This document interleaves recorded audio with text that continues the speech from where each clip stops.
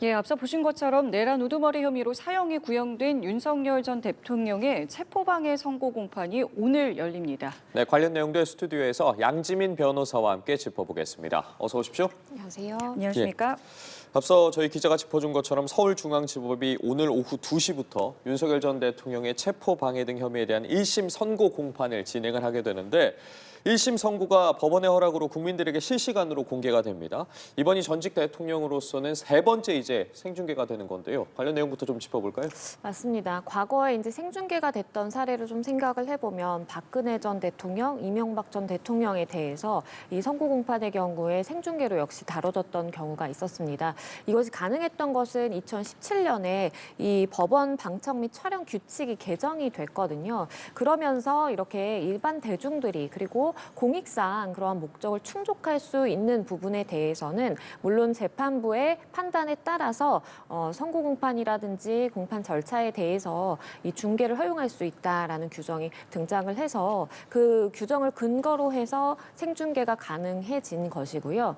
첫 사례는 박근혜 전 대통령이 2018년에 당시에 이제 중계가 됐을 그 사례가 이제 첫 사례였습니다. 그 이후에 이 전직 대통령들이 어떠한 형사 재판을 받는다라든지 이런 경우에 있어서는 사실 워낙 이제 국민적인 관심이 큰 사안일 수밖에 없고 그리고 대통령의 어떠한 비위 행위 그것도 재직 중에 일어났던 그러한 불법적인 행위라고 한다면 충분히 공익성의 차원이라든지 아니면 헌법상의 국민들의 알 권리 충족의 차원에서 공개를 하는 것이 맞다라는 이제 판단이 이어져 오고 있는 상황이고 역시 이번 사안의 경우에도 윤 전 대통령이 당시에 비상계엄을 선포한 것이 과연 내란인지 여부를 넘어서서 이번 사건의 경우에는 이 체포 집행 방해라든지 아니면 기타 국무위원회 이제 심의 결권을 방해한 이런 행위들에 대한 재판 선고를 앞두고 있는 것인데 물론 본류인 내란 재판은 아니지만 그럼에도 불구하고 연관된 사건으로 볼 수 있기 때문에 네. 충분히 그리고 첫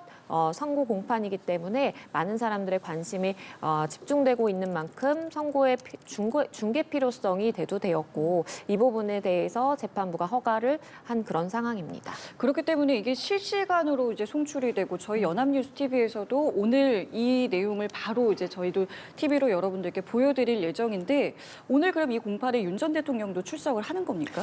출석을 할 예정으로 지금 알려지고 있습니다. 과거에 말씀드렸던 박근혜 전 대통령이라든지 이명박 전 대통령은 물론 이 선고 이 직전까지 변론 단계에서는 충실하게 좀 출석을 하는 모습을 보이기도 했는데 선고 공판의 경우에는 사실 어떤 다툰다라든지 본인이 이제 뭐 진술을 할 그런 필요성은 없다 보니까 어차피 이 판결문만 쭉 낭독하게 되는 선고의 절차만 남아있다 보니까 본인들 당사자가 출석을 하지 않았어요. 근데 이번 사건의 경우에는 윤 전 대통령이 선고에 출석을 할 것이다, 예정이다라고 전해지고 있는 상황이고 예. 아마도 이제 뭐 법조인 출신의 전직 대통령이고 그리고 형사 절차에 있어서도 본인이 굉장히 의견을 적극적으로 좀 피력해 온 측면이 있거든요. 그렇기 때문에 이제 선고 공판에도 등장을 해서 이 이야기를 듣고자 하는 것으로 판단이 되고 조금 뭐 다른 측면으로 보자라고 한다면 이 워낙 이 재판을 받으면서도 정치적인 메시지, 지지자들에 대한 호소 이런 것들을 계속해서 내왔던 측면이 있기 때문에 저렇게 첫 선고, 본인의 8개의 형사재판을 받고 있지만 첫 선고라는 상징성을 고려하더라도 이번에는 좀 출석을 해서 이야기를 듣겠다라는 판단을 한 것으로 보입니다. 윤 전 대통령 선고에 대한 오늘 생중계가 이제 허용이 되면서 오는 28일로 예정된 김건희 씨의 1심 선고도 생중계될 가능성이 나오고 있습니다. 김건희 씨의 1심 선고 생중계 가능성에 대해서는 어떻게 봐야 될까요? 생중계 한다고 봐야겠습니까? 이 가능성도 열려 있습니다. 물론 김건희 씨가 전직 뭐 대통령이라든지 아니면 어떠한 공무원은 아니기 때문에 사실 일반 사인으로 본다라고 한다면 뭐 이 사람에 대해서까지 이렇게 중계하는 게 맞느냐라는 이야기가 나올 수도 있겠는데요. 이 과거의 쭉 절차들을 지켜봐 오면 김건희 씨가 특검에 처음으로 이렇게 출석하는 장면에도 굉장히 많은 이제 언론의 스포트라이트를 받았었고, 그리고 실제 구속이 되느냐 아니냐 이런 것도 많은 국민들이 관심을 두고 지켜봐왔던 측면이 있거든요. 그래서 여기에 이제 초점을 맞춰서 볼 것은 김건희 씨라는 그 사인, 자연인의 이제 초점으로 보는 것이 아니라 직접 한 행위 그 자체에 대한 초점을 두고 보자라고 한다면 그 행위 자체는 윤 전 대통령이 받고 있는 혐의들과 결코 무관하지 않고, 그리고 윤 전 대통령이 재직했던 시절에 일어났던 일들도 다수 포함이 되어 있는 상황이기 때문에 이것은 좀 공개의 필요성이 있다라고 재판부가 판단할 여지도 있겠습니다. 그래서 물론 도이치모터스 주가 조작 사건이라든지 사안별로 윤 전 대통령과 결혼하기도 훨씬 전에 이제 문제가 됐던 그러한 행위들도 사실 있기는 하지만, 그럼에도 불구하고 그것을 수사를 해야 되느냐 말아야 되느냐가 재직 중에 문제가 됐었고, 그리고 수사기관의 판단도 있었고, 이런 것들을 고려한다면 그런 대통령, 전직 대통령, 그리고 이 재임 중에 발생한 사건과 결코 무관하다라고 보기는 좀 어려운 측면이 있어서 공개의 목소리가 조금 더 커지지 않을까 싶습니다. 알겠습니다. 이 오늘 있을 선고 공판의 앞선 결심 공판에서 특검은 징역 10년을 구형했었는데요. 당시 발언들도 모아봤습니다. 함께 들어보시죠.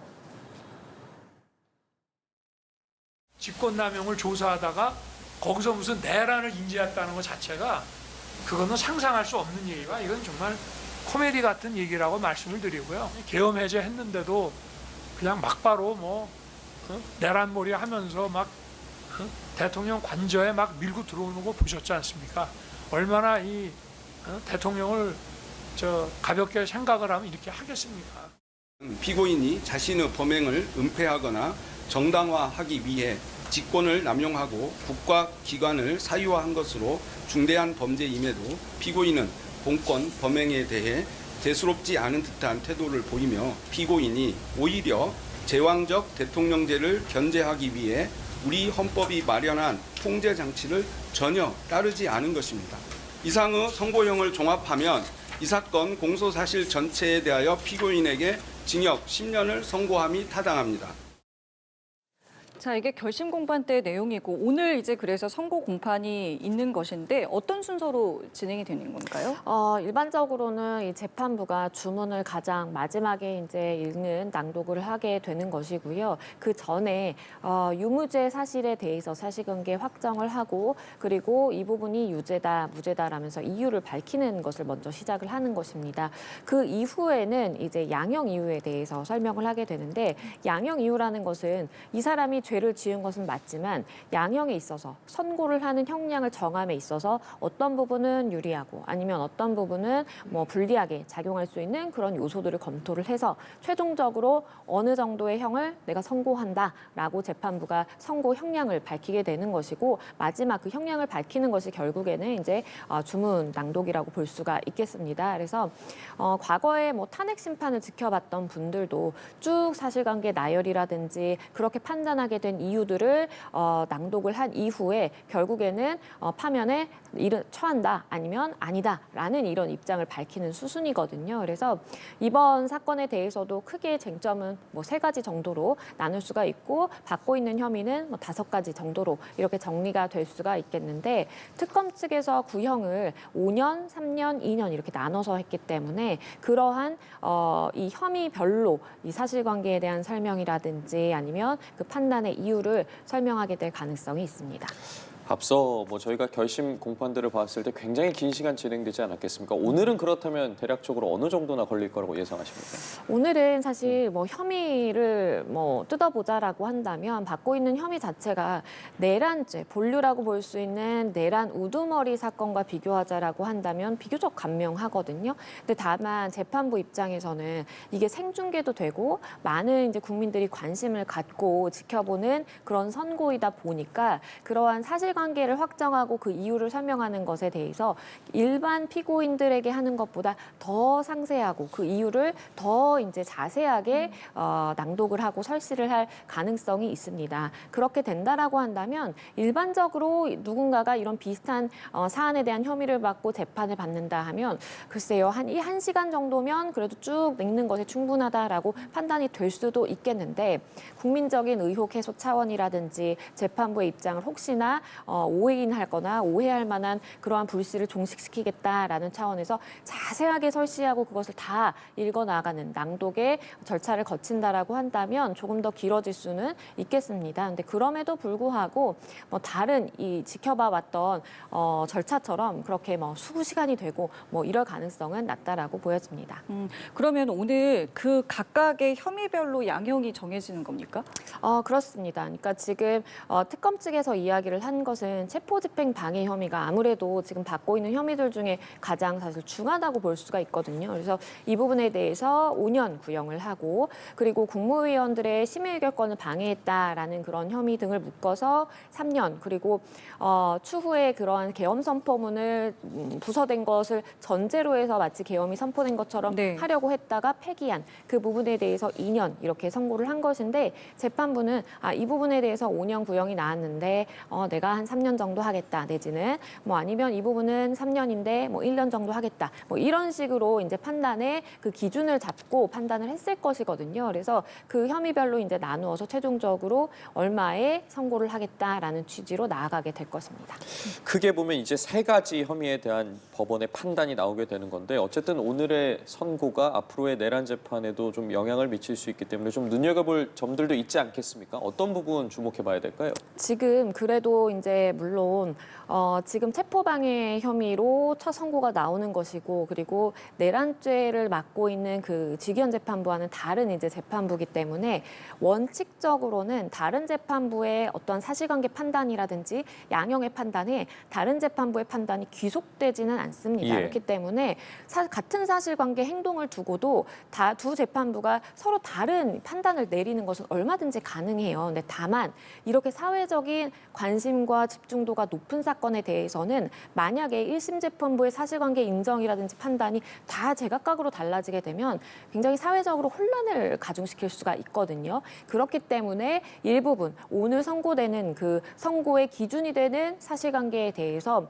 내란 재판부에 대해서 그러니까 직위원 재판부에 대해서도 영향을 일부 미칠 수 있다라는 시각이 존재를 하고 눈여겨볼 만한 부분은 결국에는 공수처 수사권의 적법성이라든지 아니면 계엄 선포의 이제 절차상의 하자가 있었는지 이 부분을 두고 이 두 재판부의 사실관계 인정이 조금 겹치는 부분들이 있거든요. 그렇기 때문에 가장 오늘 관전 포인트라고 할 수 있는 것은 과연 이 체포 방해를 판단을 하는 재판부에서 공수처 수사의 적법성이나 계엄 선포 절차의 하자 등에 대해서 인정을 하느냐 아니냐를 좀 봐야 되고 만약에 여기서 인정이 된다라고 한다면 직위원 재판부도 이것을 어느 정도는 참고를 해서 판단하게 될 가능성도 있어 보입니다. 물론 직위원 재판부에서는 나는 다른 거 아무것도 고려하지 않고 제출된 증거와 헌법과 법률과 이런 기초 사실관계에 대해서만 고려를 해서 판단을 하겠다. 라고 이야기를 하고 있는 상황이지만 같은 이 재판부, 1심 재판부이고 사실관계 일부 겹치는 부분에 대해서는 각 재판부가 전혀 다른 판단을 하면 분명히 문제가 된다라든지 사회적 혼란이 발생할 가능성이 있기 때문에 일부 고려를 하게 될 가능성이 있어 보입니다. 자, 그렇다면은 이제 어쨌든 가장 지금 궁금한 것은 말씀하신 것들이 어느 정도로 이제 나와서 1심 선고 결과에 어떤 영향을 주느냐인 것인데 구형량이 10년이라고 하면 선고는 그러면 10년보다는 아래로 나오는 게 일반적이라고 하던데 오늘도 그러면 그렇게 되는 겁니까? 그럴 가능성이 높아 보이기는 합니다. 근데 다만 우리가 일반적으로는 수사기관 입장에서는 이렇게 10년 뭐 구형을 하면 그거보다 조금 낮은 뭐 8년, 7년 정도의 이제 선고량 대략 예상을 하는 그러한 경우가 있는데 이거는 각 사안마다 사실 다르거든요. 왜냐하면 그렇게 구형량에 비해서 선고량이 떨어질 수밖에 없는 이유가 대부분의 피고인들이 반성하고 다시는 안 그러겠다라고 법원에 굉장히 읍소를 하기 때문에 그러한 것들이 양형에 이제 유리한 부분으로 참작이 되거나 아니면 또 피해자가 있다면 피해자와 합의를 해서 이제 합의 확인서를 갖고 오게 된다면 사실 이 부분이 양형에 고려가 되는 것인데 윤 전 대통령의 경우에는 과연 그러한 유리하게 판단할 만한 정황이 있느냐를 보면 죄에 대해서 자백을 하지 않고 인정하지 않고 있고 그리고 나의 행동은 떳떳했다, 잘못한 것이 없다라는 취지로 계속해서 이야기를 하고 있는 상황이거든요. 그러면 재판부 입장에서는 유리하게 양형을 하려고 하더라도 고려할 만한 그 요소가 없게 되는 겁니다. 그러면 구형량과 굉장히 비슷한 수준의 선고량이 있을 가능성이 있고 일부 사회적인 비난 가능성이 굉장히 높은 사건에 대해서는 구형량과 동일한 형이 선고되거나 아니면 그보다 조금 넘어서는 선고량이 나오는 경우도 간혹 있습니다. 그렇기 때문에 윤 전 대통령은 이미 이제 모든 형사 재판에 대해서 본인의 정치적인 어떤 고려라든지 다양한 고려를 통해서 전면 인정하지 않고 있는 그러한 입장을 취하고 있는데 이것은 양형에서 이제 분리할 수밖에 없다라는 말씀을 드릴 수밖에 없고 실제 특검에서 구형을 하는 그 경우에도 지금 공무집행 방해 그러니까 체포영장 집행을 방해한 그런 행위가 가중 양형 구간이 1년에서 4년인데 지금 5년 구형을 한 것이거든요. 이것은 가중한 양형 구간보다 더 넘어선 구형을 했다라는 겁니다. 그래서 재판부도 이와 비슷한 판단을 한다면 구형량과 거의 동일한 수준의 선고량이 나올 수도 있겠다라는 생각이 듭니다. 예, 물론 어쨌든 선고를 지켜봐야 하겠지만 지금의 가능성으로 봤을 때는 어쨌든 양측 모두 항소할 가능성이 크다라는 관측들도 나오고 있는데 서울고법이 어제 전체 판사회를 열었습니다. 2개의 내란 전담 재판부를 구성하기로 했는데 만약 이제 항소심이 열리게 된다면 이제 이곳에서 열리게 된다고 봐야겠습니까? 맞습니다. 그러니까 내란 전담 재판부를 일단은 서울중앙지방법원, 고등법원에 2개씩 설치를 하기로 지금 가닥이 잡히고 있는 상황이고 그러면 내란 전담 재판부에 판사들이 이제 소속이 돼서 들어가야 되는데 누가 들어갈 것이냐 이것은 2월에 일반적으로 판사들의 이제 인사가 단행이 되거든요. 그래서 그 인사 이후에 2월 23일을 기점으로 해서 내란 전담 재판부를 출범을 하겠다라는 계획을 지금 가지고 있는 상황이고 혹시나 2월 23일에 내란 전담 재판부가 시작되는데 그 전에 항소장이 접수가 될 수가 있어요. 그러면 관리 재판부라는 것을 두어서 그 관리 재판부에서 그 전 단계 공백이 발생하기 때문에 공백에 있어서의 업무 처리는 진행을 하겠다라고 해서 관리 재판부는 따로 구성을 해둔 상황이거든요. 그래서 만약에 지금 항소를 하게 된다면 아마 양측이 항소를 하게 될 가능성은 굉장히 높아 보이는데 그러면 2월 23일 전에 항소장 접수가 되면 관리재판부에서 가지고 있다가 관련돼서 업무 처리를 하다가 내란 재판부가 정식으로 출범하게 되면 여기로 사건을 이제 넘기게 될 것으로 보입니다. 알겠습니다. 오늘 말씀은 여기까지 함께하도록 하겠습니다. 지금까지 양재민 변호사와 함께했습니다. 말씀 감사합니다. 맞습니다. 감사합니다.